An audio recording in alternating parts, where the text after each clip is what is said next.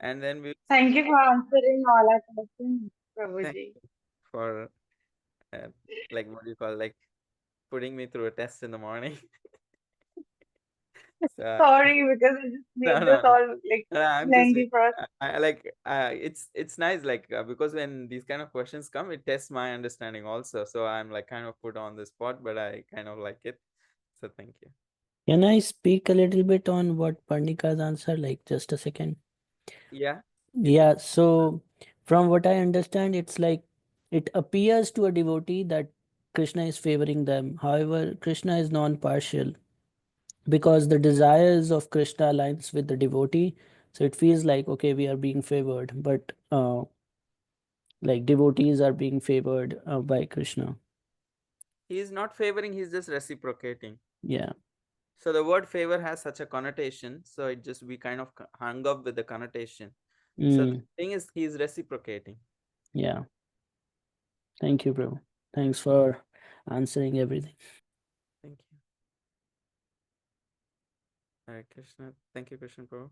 So let's jump into the chapter today. So this chapter began with Arjuna asking, what is Adi Yagya, what is Adi Bhuta, what is Adi Daiva, what is Adi Atmika, what is Karma, and all these questions. Seventh question was, how can someone remember you at the time of death? How is it? How does that work? So then Krishna explains how, first in verses 5 and 6, he explained the importance of the aspect of remembering him, especially at the time of death. So, and then in seventh verse and eighth verse, he said, how can someone achieve that? For that, someone needs to practice through life, throughout their life. And what kind of practice? Okay, it could be Ashtanga Yoga practice. So then, how does that unfold? It could be Bhakti Yoga practice. Remembrance could be achieved through Bhakti. How will it unfold? So that's where we are going to see now. So from verses 9 to 13, Krishna is going to explain how one can practice remembrance through Ashtanga Yoga and eventually be able to remember Krishna at the time of their passing. So this whole process, we cannot just take it out of context for your revival of your memory. We did see this in the chapter 6. So if you remember, in the chapter 6, Krishna explained the rules for Ashtanga Yoga, the processes. So the first thing is someone leaves home and then goes to a forest, finds a secluded place, sets up a seat, and starts doing following yama, niyama, asana, pranayam, pratyahar, dharana, dhyana, and then achieves samadhi. So here we are just straight going into the part of dhyana and samadhi towards the ending stages. So because remembrance means dhyana, dharana, and dhyana and samadhi, we are going to maximum the last three stages of Ashtanga Yoga. But understand, this is not referring to anyone and everyone. This is referring to a person who's been practicing Ashtanga Yoga according to the rules. So here for that person, how can he focus on the Supreme? So what kind of dharana he can have? What kind of image? How can he meditate on God in general? So that is what verse 9 speaks about. So he that person is needs to supposed to focus on the Supreme as the all-knowing, as the oldest person, as the ultimate controller, smaller of the smallest, maintainer of everything, and beyond all material concepts. So in this sense, he's supposed to visualize the Supreme Lord like that luminous sun, but a transcendental sun. So, this is the kind of meditation preferred for an Ashtanga yogi because he may not be completely open to meditating on the personal form of the Lord at this point. Still, he has some devotion for the Supreme. So, he says, when one practices this verse 9 continuously, and at the time of death, this person, you can ask this question, how is this, does this person know time of death? This is not a normal person, he is a yogi. He is so aligned with the the universe. He is very much in control of his breath, and he has lot more control over the material nature than a normal person has on his body also, because he raises his chakras all very consciously. So he knows he can choose the time of death, or he can know, he will know what is his time of death. So then he can fix his life force between the eyebrows with full concentration and remember the Supreme with devotion. So here devotion is not the main aspect. Devotion is the secondary aspect because this is Ashtanga Yoga. So this is some devotion is there, but the emphasis is more on the achieving through their own personal ability the supreme. So then he can chant the sacred syllable Om. So he would have maintained celibacy before through his practice. So now Krishna says, I'll explain the process. How will he leave the body? So he says that yogi will withdraw all the sensory engagements. He will completely shut off all the external distractions, all his senses from the external distractions. And then he will focus the mind on the heart where the Paramatma is residing. At the same time, he will be directing the life energy from the lower chakras towards the top of the head, which is called as, I'm not sure, it is Muladhara chakra. I'm not very if like well versed in those Kundalini topics, but the chakra on the head. So he directs the life energy to the top of the head. So while in a meditative state, he chants Om, remembers the Supreme Lord, and in that way he leaves his body. So this ensures him reaching a spiritual realm, usually the Brahma Jyoti. So this is the process of remembrance and leaving for a yogi in general. So now after this, Krishna will speak about how does this work in the from the perspective of bhakti. So Krishna says, constant remembrance and devotion is much easier to reach me, because this sounds tough, right? This whatever we saw from verses 9 to 13, it sounds very intense. Does not look like it is can be practiced by anyone and everyone. So that's why Krishna is like kind of pacifying Arjuna and the uh, other listeners.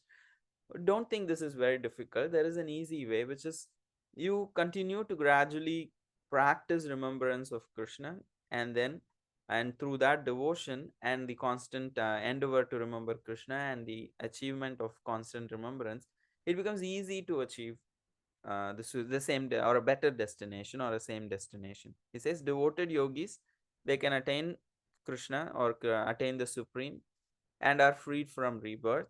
And all material planets are places of rebirth, but reaching Krishna's abode ends the cycle. So that means they get liberated. That's what is the whole understanding. So we did have this whole thing. Last week also we did see a little bit. So then after discussing that, how, okay, the, yes, Ritesh bro, is it like immediately, okay, Purva, sorry, not Ritesh, Purva, is it immediately related to the thing, or can we wait?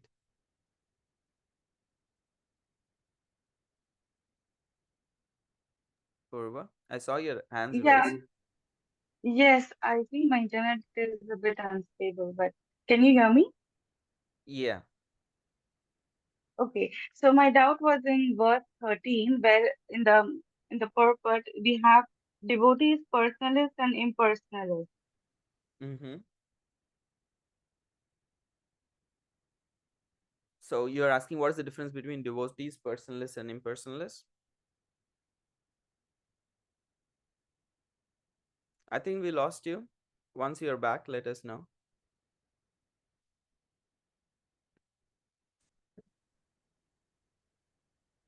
Sorry, I lost my connection. Can you Okay, hear me? sorry. Yes, now we can hear you. So are you asking like what is the difference between devotees? Mostly just personalist, because devotees and impersonalist I can understand somewhat, if not the whole in its entirety. But personalist, I have never heard. This is the first time I'm reading this word. So you're referring to the purport of 13? Yes. Personalist is another form, like kind of other terminology for devotees, Oh, okay. because Okay. they are like kind of dedicated to a deity. So personalist is kind of another word that Prabhupada is using in that purport, in the place of using devotees. That's all. Because it's much easier to say when you're saying impersonalist to say the other person as personalist, refer to them as personalists. It's not different from devotee. And the devotees worship Lord Krishna, whereas the impersonalists they worship his the Brahma Jyoti, and Yes, that's yes, what they. yes. Okay. Makes sense.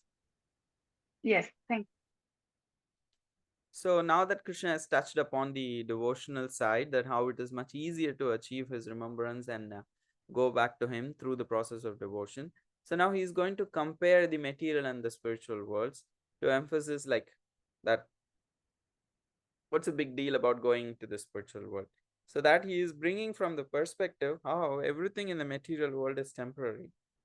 So the point of comparison between the material and spiritual worlds, the perspective he takes is material world is temporary, constantly changing, and there is no permanent solution place in this material world. However, he refers to the spiritual world as a place which is never affected by these kind of constant change, is unchanged, is never destroyed, is eternal. So from that perspective, he makes a comparison, and then we will see how he concludes. So for that, he speaks about the duration of Brahma's day and night.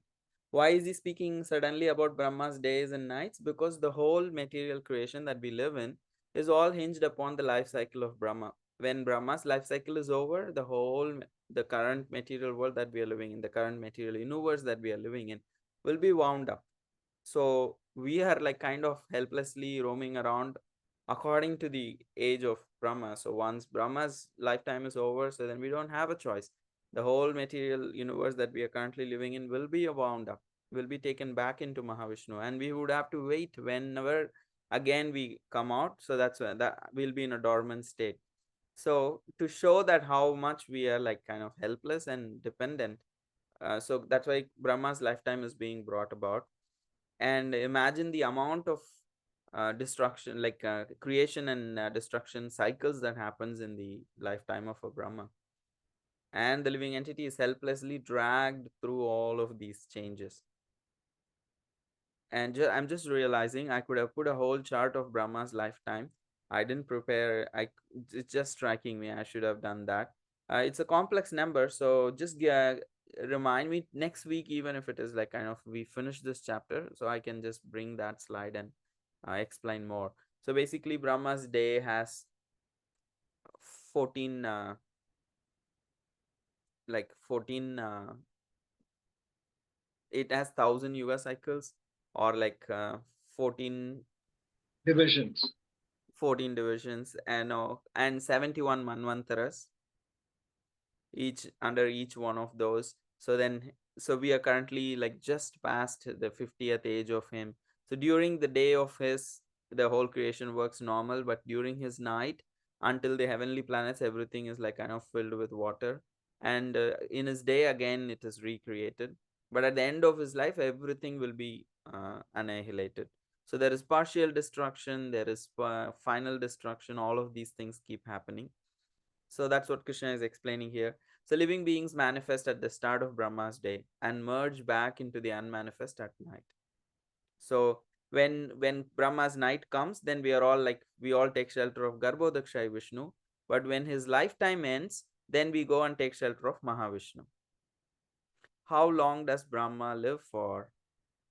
He has 100 years of his measure, but in human numbers, it is something like I'm just so not 4 point. It's a very big number. It is there in the purport also.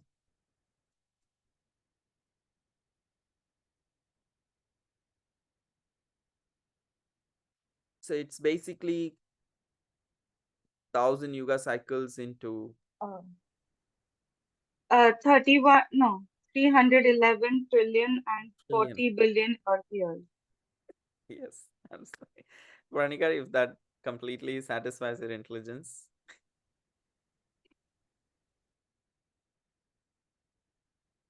Okay.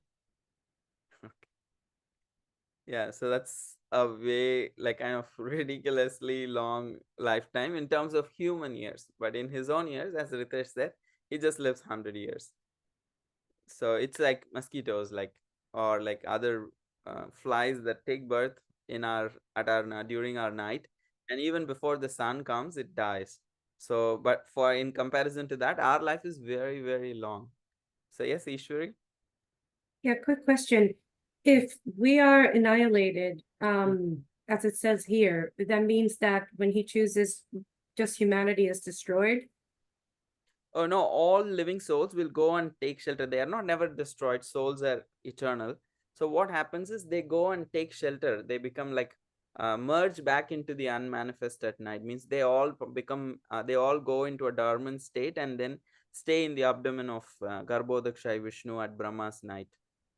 So that means that if, let's say it happens tonight, Okay. which is not, but like, so if we're not on our path, I mean, if we're not advanced in a way of our practice and sadhana and service to Krishna, we'll all go back there, no matter where we are, whether we're imprisoned for murder or where we're a saintly person, we'll all go back at the same time and merge into one. Because there are unlimited chances given until that is going to happen.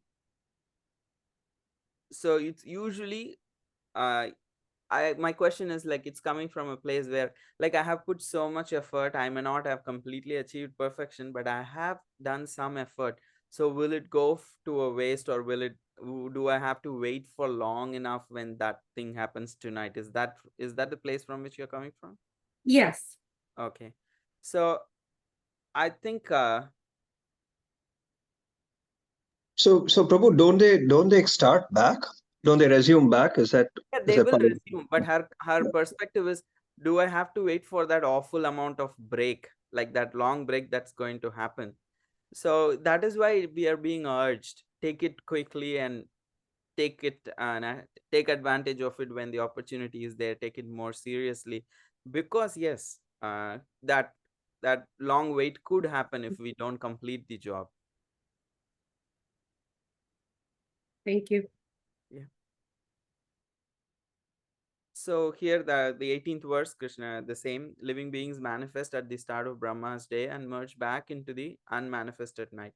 So merge back means all the souls come into a like a kind of a combination. It's called as Hiranyagarbha, and stay in the belly of Garbhodakshay Vishnu at the night of Brahma. So with each cycle of Brahma's day, so then again the souls will come out and take their position according to their past work. So that's what Sundaranand Prabhu was referring to. They will come back to their position.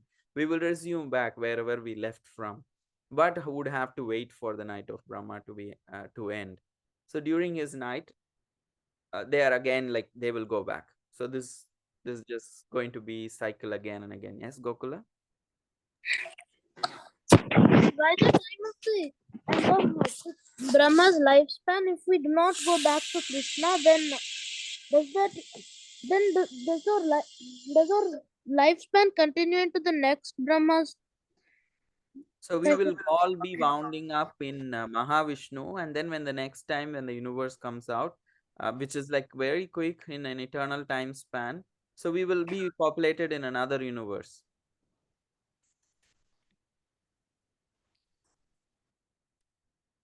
Reiterating it, Gokula, in case if we did not finish our business and go back to the spiritual world, so we will get into another different material universe after this lifetime, this Brahma's lifetime ends. Does that make sense?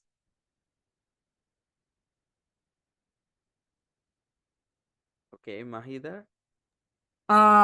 So after Kali Yuga, does Brahma's night occur?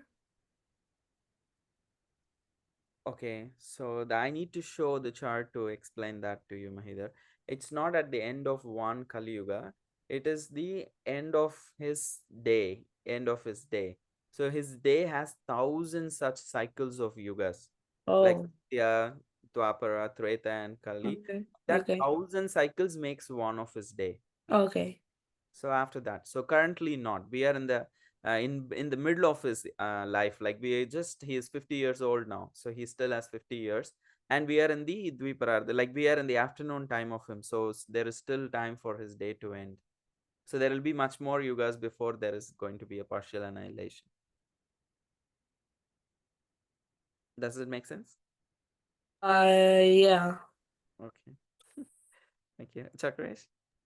Wait, so if the yoga is if the universe is restarts and starts at Satya Yuga again, does that mean that all the events just like happen again, like the Ramayana and the Mahabharata?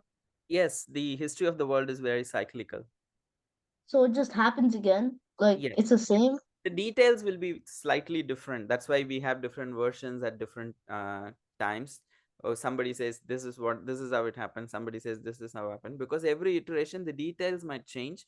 But yes, Lord Ram will come, Lord Krishna will come, Lord Nrsimha will come, but how they come and why they come and how things unfold could be different for a different iteration. Oh, so does that mean that our version is just the version that happened in this Yeah, yuga? yes. This yuga, or whatever that particular sage who spoke, whatever version he is referring to, that's what we're hearing. But there can be different details in different Puranas. That's why. Okay. Wait, does that mean that we can so in another universe we could live in another planet? Yeah. And the Lord is, it is also considered that Krishna or Lord Ram or Nrsimha, they're all eternally present in some universe. They are performing that pastime even at any given point of time. So Okay. that's why it's called eternal. Things are going on somewhere, if not in this planet. Okay. Okay. Just one thing.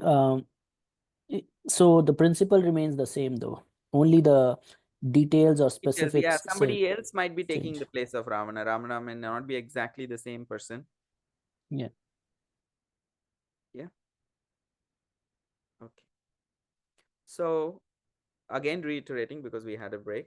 So Brahmas, it has a day and night, which is like thousands of human years, and many yugas. It combines, like day is like 1,000 yuga cycles, and and Brahma, at the start of Brahma's day, the living entities come into action, and at his night they go back. They take a rest with Garbhodakshay Vishnu.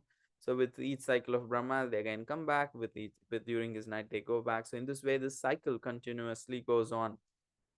However, Krishna speaks about the spiritual world in the verse 20. It's such a nice verse. So he says, beyond the material cycles is an eternal, unchanging nature that is never destroyed. Avyaktat vyaktat sanatana. Prabhupada uses that verse in his Bhagavad Gita lectures a lot. It says avyakta vyaktat sanatana. So he mentions that many times. This verse 8.20. That spiritual world is unchanging. It is like eternal. It is never destroyed. So the supreme abode is eternal and infallible, and reaching it means never returning to the material world. So that is why this whole process of remembrance is again why this topic of spiritual world is being brought in, is because through the process of remembrance, what is the goal we are going to achieve? That is the spiritual destination that we are going to achieve through this process of remembrance, and that is why we are speaking about that. So in the verse 22, Krishna very categorically speaks about the uh, difference that in achieving the supreme through devotion. He says that how easy it is through this process of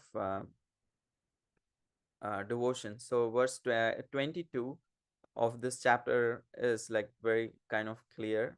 It is Purushasa Parapartha Bhaktya Labhyastu Ananyaya Yasyantastani Bhutani Ena Sarvam Idam Tatam. We can see the word Bhaktya is very clearly mentioned here. Krishna says Bhaktya Labhyastu Ananyaya. When the devotion is unalloyed, when the object of worship for this individual is just the Supreme Lord, he does not have any other desire in that sense.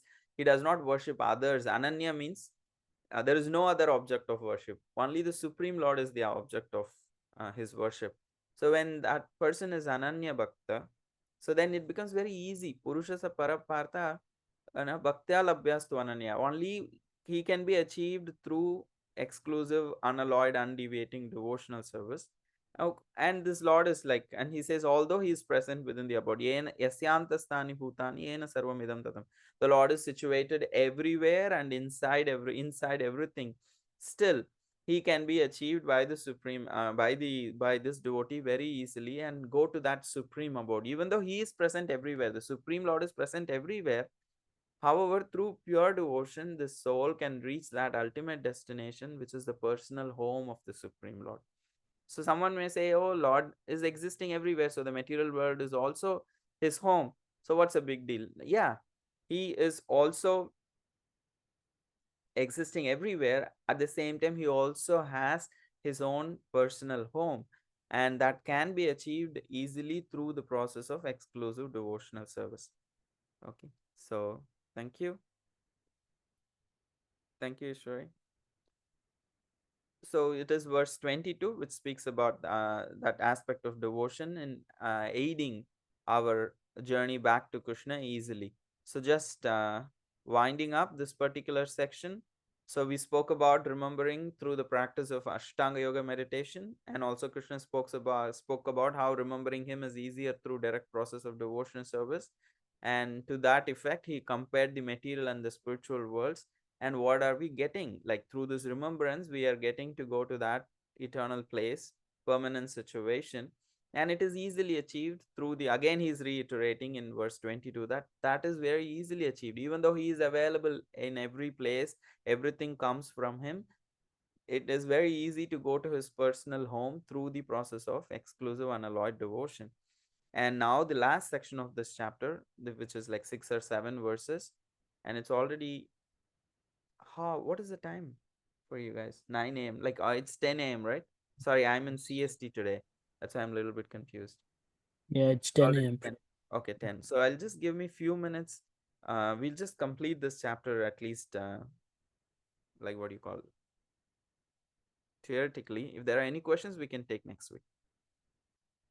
So verses 23 to 26 speaks about how the yogi departs, and then Krishna speaks about what does it matter, how does that matter for a devotee.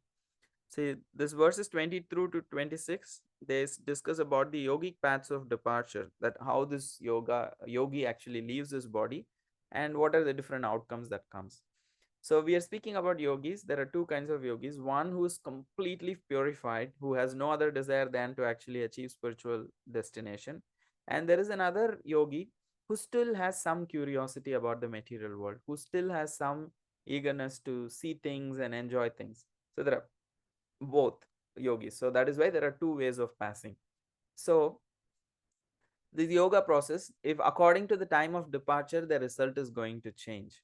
So if somebody passes in the light, which is called as Uttarayana, so those who pass during the auspicious times, that's why if you remember, sometimes like the personalities in different Puranas, they wait for their right time to leave. When the Uttarayan comes, because so then it is like an auspicious time to leave their body.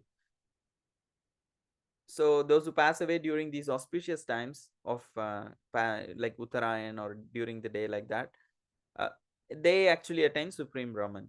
However, if the mystic who passes during inauspicious times, such as at night or during the Dakshinayan, then they reach the moon planet. That means they reach heavenly planets, but have to return back to the material world after they finish their business in that planet. So why there is two paths of departure, light and darkness? Because some people want to go to heavenly planets. Some of these yogis choose to actually leave their body in darkness because they still have desires to enjoy. So that's why Prabhupada wrote this book called as Easy Journey to the Other Planets, because it is possible if they choose these paths. But however, Prabhupada refers that how you can actually go to the supreme planet through the process of bhakti. But you can choose to go to the heavenly planets, but you have to return back to the spiritual material world.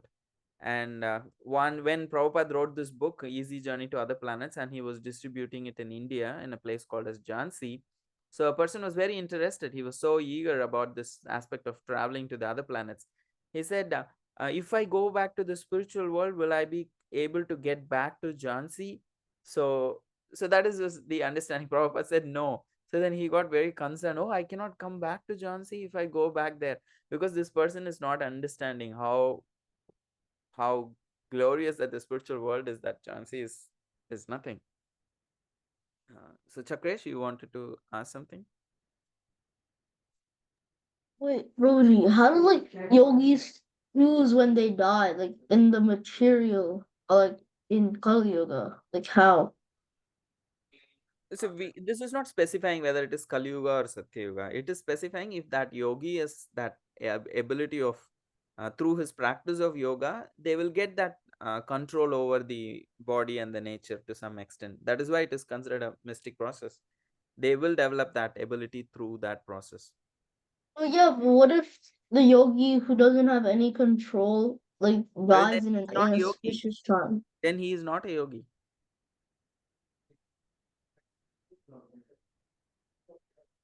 Okay. Make sense? Okay. So Thank you. thank you, Jagresh. I don't know if my answer was very blunt. Now, if that person practices mystic yoga process, he will get that ability. So if you say, what if he does not get the ability, then he's not a mystic yogi.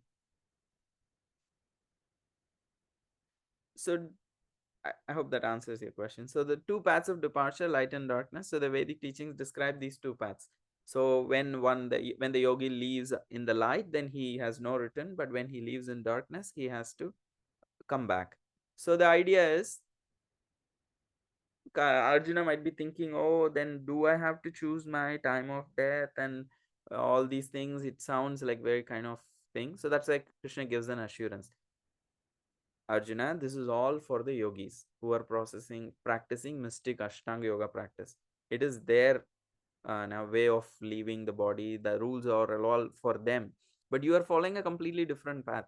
So don't worry about that. He says devotees who are like practicing bhakti yoga, he says, you may be aware of these two paths of light and darkness, but don't get worked up, because you just remain fixed in your practice of bhakti, and don't get confused with these things, because this is not for you, this is for somebody else. So then that's why he says you stay firmly devoted and everything will happen. So you don't need to worry about anything, when you are leaving, how you are living. Those things does not matter to you when you're practicing bhakti yoga, because the rules are completely different. So that is what is 27. So you can take your time to read the purport of 27. Prabhupada says that Krishna is here advising Arjuna that he should not be disturbed by different paths the soul can take when leaving the material world. Because Prabhupada says the devotee of the Supreme Lord should not worry whether he will depart by arrangement or by accident. So the devotee should be firmly established in Krishna consciousness and chant Hare Krishna. Do our part and be completely uh, like what do you call, have that faith that Krishna will take care of the rest. So he should know that concern over either of these two paths is troublesome. You don't need to get confused about these things. The best way to be absorbed in Krishna consciousness is to be always doubt-held in his service, and this will make one's path to the spiritual kingdom safe, certain, and direct. How beautifully Prabhupada writes. This will make one's path to the spiritual kingdom safe, certain, and direct. You don't need to go indirectly to moon and all that. So it's direct. The word yoga yukta is especially significant in this verse. One who is firm in yoga is constantly engaged in Krishna consciousness in all his activities. So in that sense, Krishna is saying, you don't need to worry about. He's clearly saying to Arjuna, don't worry about all these things. You just be firmly fixed in yoga, in devotion. So you don't need to worry about the Ashtanga yogis. So, and then he concludes that how anyone who practices bhakti actually receives the benefits of all other processes. Vedeshu, yagyeshu, tapassu chaiva, daneshu, yat punya, phalam pratishtam, atyeti tatsarvamidam viditva, yogi param sthanam upaiti chadyam. So he explains how when a person practices devotional service, he gets the benefit of studying the Vedas, he gets the benefit of performing various sacrifices, he gets the benefit of undergoing many austerities, tapasya, and he gets the benefit of giving charity, dana, and punya, punya phalam, whatever pious credits that one gets through all these things. All of this thing can be achieved just by practicing devotional service. And on top of all the benefits of these processes, param sthanam upaiti chadyam. This person who's practicing devotion also gets to go to the supreme abode, which the other processes cannot offer. So you get all the it's like a bundle offer, like we are all in Thanksgiving season, in Black Friday season. So you get bundle offer. So bhakti is like that special, like kind of special bundle offer. Like you get the benefits of all other processes, and then you get some special benefit which other processes cannot offer. So that's why Krishna is kind of used Arjuna's question to bring out the supremacy of devotional service. Especially he's discussing in this section the glories of devotional service and explaining the path of bhakti in the central 6 chapters. So that's why by following the path of devotional service, one gains all the benefit of all other spiritual practices, plus attains the supreme eternal abode.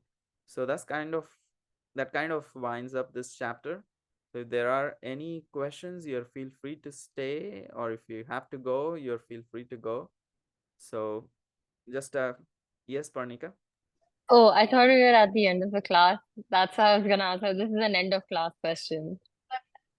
Okay, so the only thing is I'm going to reiterate, like it's there on the screen. I've repeated it a couple of times today, so it should be already self-evident. So go ahead with your question. So, Prabhu, like, I was just thinking of as you were like talking about devotion and everything, and like basically, one way to think about it is also that, like, we cannot find happiness in material, like, like things without connection to Krishna, without the spirit in it. It will not give us complete and true happiness. How can it please Krishna? So, like, and what we're offering does not actually please Krishna. It is the love and devotion it has that pleases Krishna. So, what is so special about our love and devotion, that it is pleasing to Krishna? Just imagine in our own daily life. So if you had everything, but did not have one person who is actually like kind of kind and whom you feel like allowed by and connected to, will we be just happy with all the facilities? If I get dropped in an island which has amazing comfortable home and the food that I want, everything, but I just have to be alone. So the He's nature But the he's nature like infinite, like he has so I'm coming from, like, I haven't finished my case, like Yeah.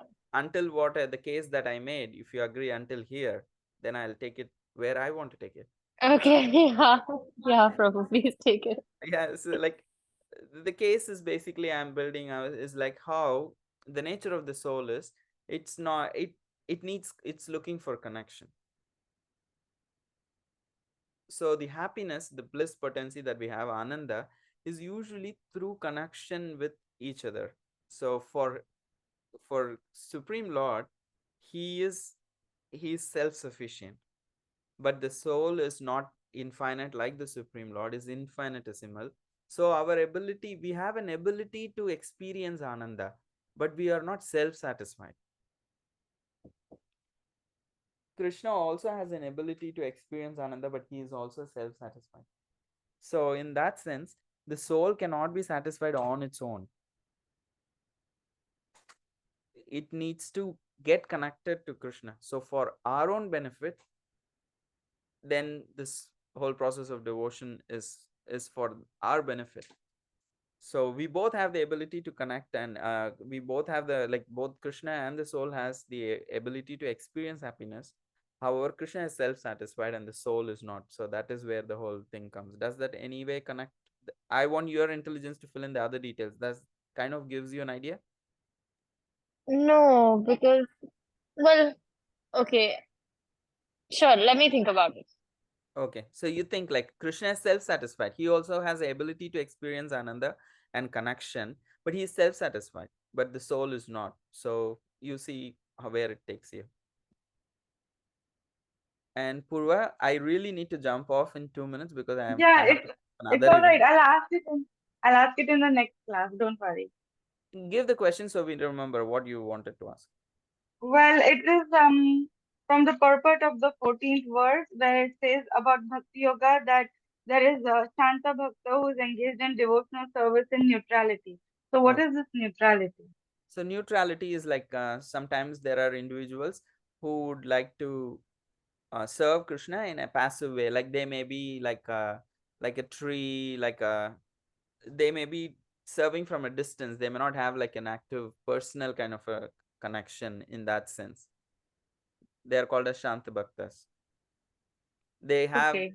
they have on evidence. They're like kind of impressed by the greatness of God. They want to serve, but they may not be very actively related like Krishna's friends or Krishna's father, mother, or lover, like that. Okay. Okay, thank you. Thank you, everyone. Hare Krishna. I need to drop off for Thank another treatment. Thank you, Thank everyone. you, Thank you, Prabhu. bro. Thank you. Hare Krishna, Amita Kishore. Hare Krishna, Bhai. Thank you so much for Hare the Hare question. Krishna. Thank you, Rakesh. Prabhu. Thank you, Krishna Prabhu. Nice to always have your association. Thank you, everyone. Hare Krishna. Thank you.